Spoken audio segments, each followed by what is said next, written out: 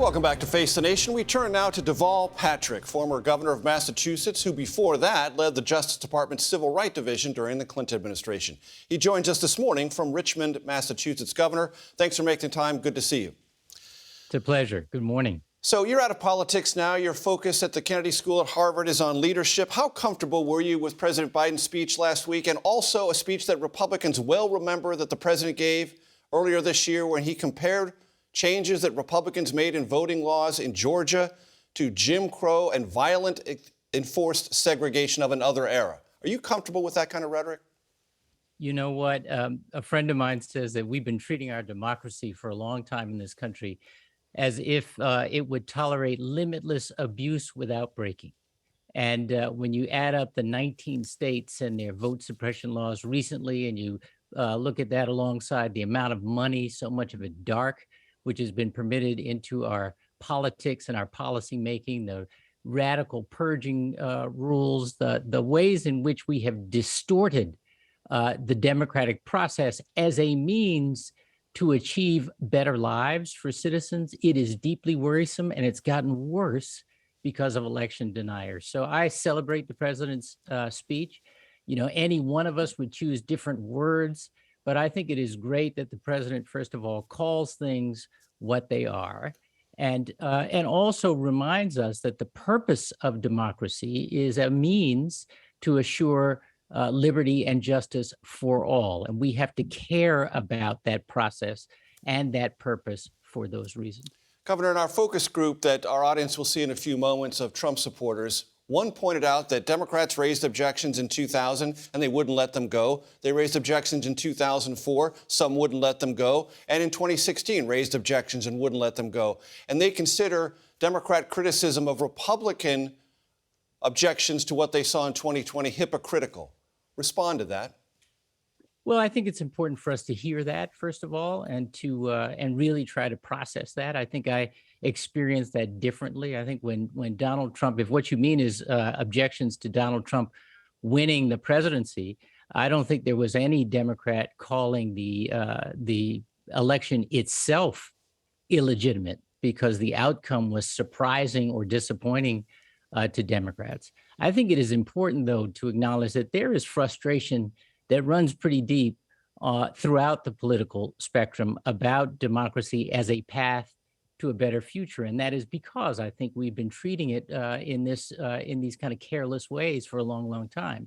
It's a whole other order of magnitude, and that is serious enough, but a whole other order of magnitude to say that democracy is illegitimate unless the outcome is the one you want or the one you voted for. I don't think that's what Democrats were objecting to in the policy choices of Donald Trump and those who have supported him. That's a very, very different thing.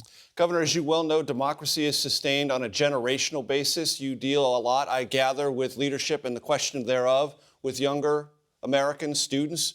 What is their orientation to democracy? Do they want direct democracy? And do you have to explain to them we don't have direct democracy in our country? We have representational democracy. And do you work them through that? And what's their level of optimism or pessimism?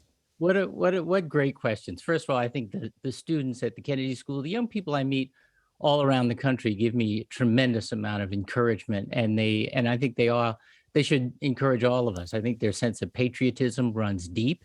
I think their sense of urgency is also natural and a thing not to be tamped down because there are unmet needs, many of which, cross all kinds of differences, reach people in every part of the country, and were undeniable in the experience we all shared going through the COVID-19 pandemic. I think that the notion of being engaged, of taking responsibility for this generation and generations to come is enormously important and encouraging. And one of the things I try to encourage in them is that they look for and think about and reject the false choices that so many of our would-be leaders tell us. You know, you don't have to hate the members of another party to be a member in good standing of your own. In the same way, you don't have to hate business to advocate for social and economic justice, or to hate the police to believe Black Lives Matter. But we are sold so many of these kinds of false choices in our current political discourse. And I keep encouraging the young people who want to be involved and who are trying to encourage others of all generations to be engaged, to be alert to those false choices and reject them. Because the fact is, most people aren't buying 100% of what either party is selling. You know that, Major. Governor, we have less than a minute left. Do you think the business and corporate community in America needs to be more involved in the democracy debate? And if so, how? I think the business community is becoming more involved, and business leaders in the democracy debate. The question of where they stand as an entity on any given issue, any given policy, is another story. And that's more delicate, I think, for businesses. But the question about whether participatory democracy is a thing to celebrate and encourage, and where it is suppressed or frustrated or encumbered to be called out and condemned, I think that's something that business leaders have to show leadership on, because that involves all of us. And the truth is, Governor, capitalism depends on democracy. Former Governor of Massachusetts, Deval Patrick, thanks so much for your time. We will be right back. To better understand the pulse of Republican politics at the moment, we spoke earlier with a group of voters who would support former President Trump if he ran again in 2024. We began our conversation with the Justice Department's intensifying investigation into the former president for allegedly mishandling classified information. It appears to be politically motivated, but there's no way to be sure because we don't work for the FBI. We don't work for the Biden administration. They're not going to leave him alone. So even if he has done something wrong, they'll always be trying to go after him for something, and it'll be the focus. I believe that if it really was about documents, that it could have been handled between the lawyers as it had been being handled. You don't raid the home of a former president like he's the drug dealer down the street with the lights and the guys with the guns, and it wasn't necessary. Can I trust that what they say that they supposedly found is really found? I can't. I'll never believe it. Right. When Senator Lindsey Graham, Joanne, said that if the former president is indicted, there will be riots in the streets. Do you agree with that? And do you feel comfortable with a senator saying something like that? No, I wish Lindsey Graham had not voiced it that way. I think if he's indicted, there will be a lot of unhappy people, but I do not believe that MAGA Republicans are going to be rioting in the street. I don't see there being rioting. If there was going to be any rioting in the streets, it would have been when the last election was stolen. It wouldn't be over this issue. Let me pick up on that, Steve. You just said the last election was stolen. How was it stolen? I saw the video out of Georgia that they cleared everybody out of the polling place. And as soon as everybody was gone, they pulled suitcases full of ballots out of underneath tables and started processing. And the next morning, the entire outcome was different. Steve, does it matter to you that the Georgia Bureau of Investigation looked into that and decided itself that there was nothing wrong there? I have to believe my own two eyes. I watched it happen on video. Yeah, we know video can be doctored today, but I'm not buying it. I'm a pretty bright guy. What I see, I believe.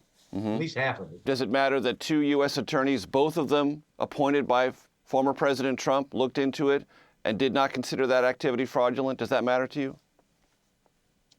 It gives me pause, makes me think more deeply about it. But again, I have to believe what I see. Mary, do you believe the 2020 election was stolen?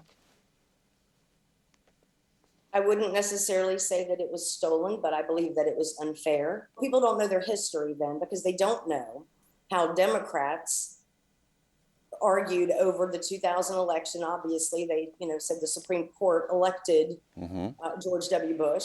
And then again in 2004, it was the same thing. To that point, and I don't disagree with you at all, I've covered 2000, I covered 2004. I well remember the instances you described them accurately. But I remember a phrase that my grandmother used to use, which is 2 wrongs don't make a right. And I wonder how you process that wisdom from my grandmother in this context? I think two wrongs don't make a right, but I don't think hypocrisy is very flattering as well. Joanne, about two wrongs don't make a right. I understand that there is a history on both sides. I'm just wondering if you're comfortable and if you have any anxiety about the future of democracy if both sides use that as an excuse against one another and we never get anywhere. You're absolutely correct. If every side is going to say after they lose, we really didn't lose, then yeah, I mean, elections will become something that nobody's ever going to be happy with. You just said the question of democracy, but isn't democracy arguing, debating?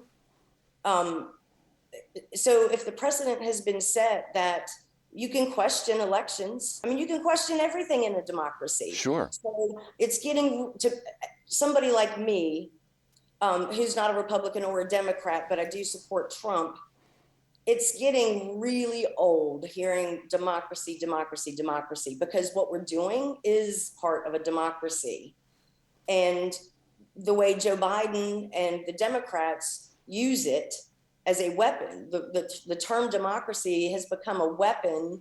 And it just means that if you're afraid that Republicans are a threat to democracy, what you're telling me is that you're afraid that Republicans are a threat to your power and your agenda. And so I think we need to go back and have a better understanding of what democracy actually is. Steve, let me follow up with you. What are your feelings about the upcoming midterms? Do you have confidence in the election results you will see reported either that night or the following days? No, my confidence in that area has been shaken for a long time. Mary, can I ask you the same question? How do you feel about the coming midterms and the election results that will be reported? For the most part, yeah, I'm confident. Okay. Joanne, how about you? The Democrat Party has spent a lot of money to prop up what they call MAGA candidates in the upcoming November election. Candidates that they figured once they got there, the Democrat could beat. But then the president the other night basically told everyone that we can't have the MAGA Republicans in office at all, because we're going to destroy the country. So I don't know. It concerns me. I thought we were going to do very well in November. Steve, if I could ask you, if former President Trump were not to declare for 2024, do you have an alternative who is already a favorite of yours? Ron DeSantis. In fact, I'd love to see a DeSantis-Trump ticket. Mary, if former President Trump were not to run, do you have an alternate favorite already? Yeah, definitely Governor DeSantis, but I have family in Florida and I would hate to steal such a great governor from them. Joanne? Oh, definitely DeSantis. Ron DeSantis all the way if it can't be Trump. And Joanne, let me just follow up with you. Why? What is it that's so attractive about Governor DeSantis? When DeSantis sees an issue, he takes it on. He's not afraid to take on anything, nor is Donald Trump. Mary, your thoughts about Governor DeSantis? Well, I think Republican politicians need to pay attention to him and how he governs and how he deals with the press. He goes on offense like we haven't seen except with President Trump. I appreciate your time, but I want to open the floor if anyone wants to add anything that is still on their minds that I haven't gotten to. I am a MAGA Republican, and I'm not a threat to anybody. And I just appreciate the fact of being able to say that. I don't want to hurt anyone. I don't want to destroy the democracy. I want this country to be great again. That's what I want. And that's all it means, MAGA, to be great again, make America great again. And that is something that I'd like to see happen, hopefully sooner rather than later. Well said, And Joanne. thank you for listening to me. And we'll be back in a moment.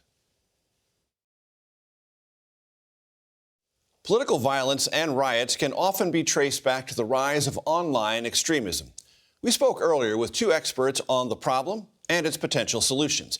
Jared Holt, the Senior Research Manager at the Institute for Strategic Dialogue, and Karen Kornbluh, the head of the German Marshall Fund's Digital Innovations and Democracy Initiative. We began by asking them to describe the relationship between the internet and democracy. Tenuous. The internet, in the way that it is monetized in the current age, is through attention. You can get a lot of attention saying crazy stuff, and we're seeing a lot of people do that, frankly. So, as long as the business model of the internet is built around trying to captivate audiences and keep them clicking, reacting, whether that's through rage or diehard support, it's going to be in conflict with democracy, because democracy is not about what gets the most attention. It's supposed to be about, what the best ideas are. How do we compromise? How do we move forward? And this attention-based economy online is incongruent with that mission. Karen, complete the sentence. Internet's relationship to democracy is? It's fraught. It's definitely fraught. In the early days of the internet, it offered incredible promise, and it still does. All of these movements, Black Lives Matter, Me Too, were able to gain steam online, and that it just continues to offer the kind of promise of educating people, informing them, connecting them. But these algorithms really have contributed to the crisis we're in. And the platforms have a real responsibility to fix them and to help fix the problem that they've helped create. Jared, from a libertarian perspective, one might argue, look, people are out there. They decide what they want to consume. There is agency, as you indicated. So the internet isn't the problem. These people are out there. They have their beliefs, and they're going to pursue it. Or is it that you're arguing the internet is an accelerator and a multiplier? It's an accelerator and a multiplier.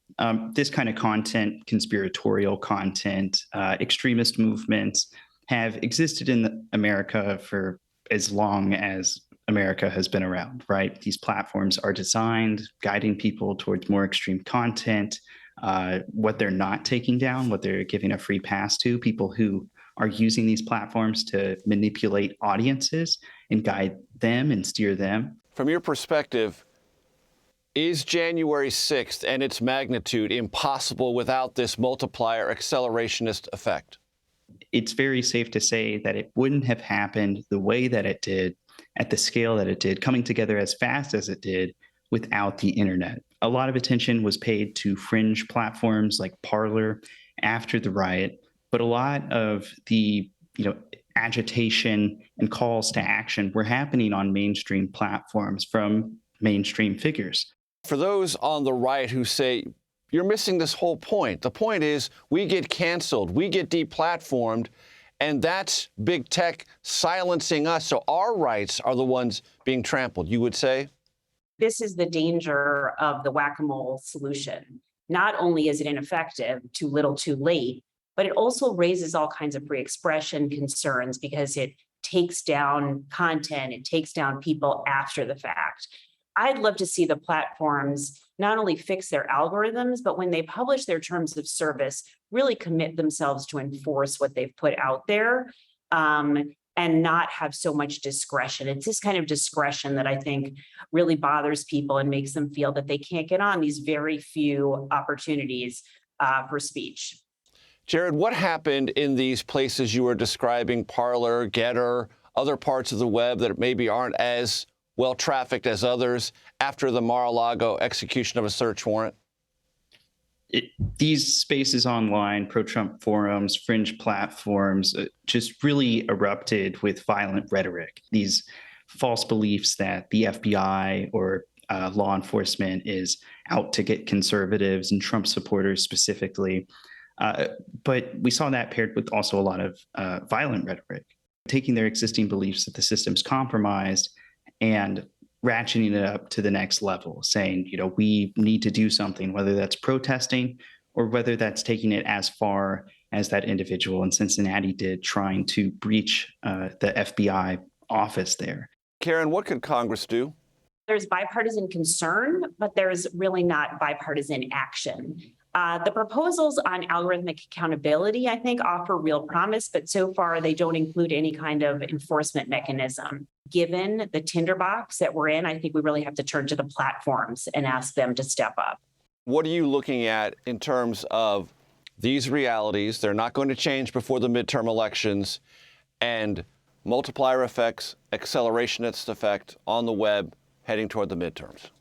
There are two urgent things that I would say that the platforms could do. First, they should stop siloing people, directing people into these bubbles that reinforce extremist worldviews and don't let in opposing viewpoints. And second, they should really work with the providers of important civic information, people like election administration officials, to help them amplify accurate information so that people can be empowered and actually know what's going on.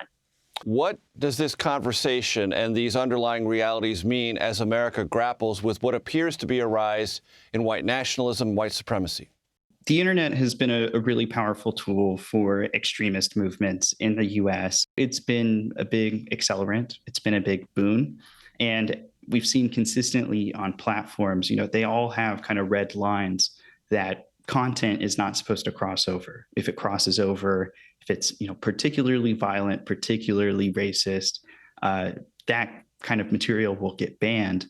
But the content that walks right up to that line, that sort of tiptoes on that line, is among the highest performing content on these websites. It's not a level playing field.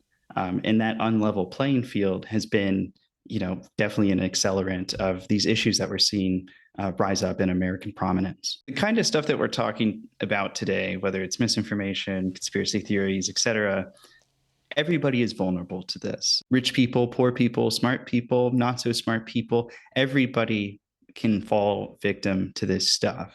And it has to do with the manipulative nature of the content. And I just think it's really important to stress that. We will be right back. Well, that's it for us today. We thank you so much for watching. Margaret will be back next week for Face the Nation. I'm Major Garrett.